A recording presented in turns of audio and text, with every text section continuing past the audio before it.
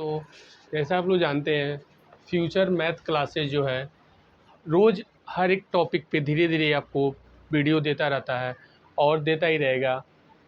आज आपको आयत पढ़ना है। क्या पढ़ना है? आयत पढ़ना है।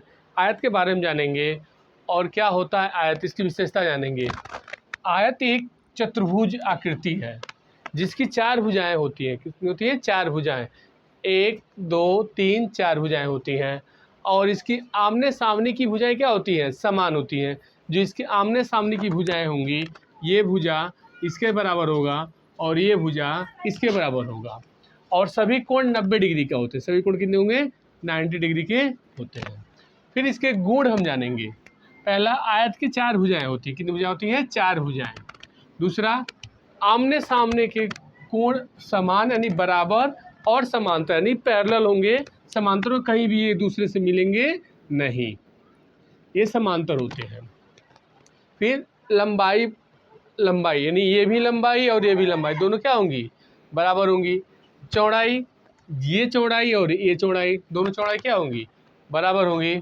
और हर कोण कितना डिग्री होगा? 90 डिग्री का होगा। और हर एक इसके महत्वपूर्ण जो होंगे ना, ये समांतर चतुर्भुज को कह सकते हैं। आयत को हम समांतर चतुर्भुज के नाम से हम जान सकते हैं और करेंगे।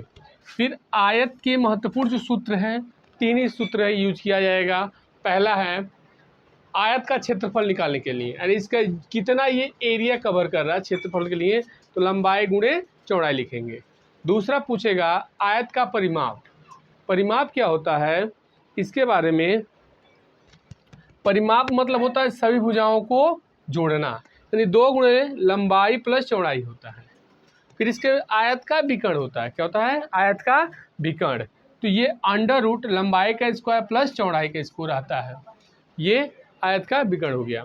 अब आप लोगों को कुछ ही दिनों में क्लास 9th का, क्लास 10th का सीरियल वाइज लेसन 1 से लेकर लेसन जहाँ तक ख़त्म होगा, एक एक टॉपिक रोज़ मिलेगा। लगभग 2-4 दिन का समय दीजिए और हर एक टॉपिक पे ये तो मिलता ही रहेगा, प्लस 2 चीज़ें और एक्स्ट्रा जोड़ी जाएंगी कि हर एक क्लास का, क्लास 9, 10, 11, 12 का मैथ का आपको रोज़ कम से कम 2 क्लास पर डे मिलेगा। धन्यवाद। इस वीडियो को आप लाइक सब्सक्राइब कर दीजिए। धन्यवाद।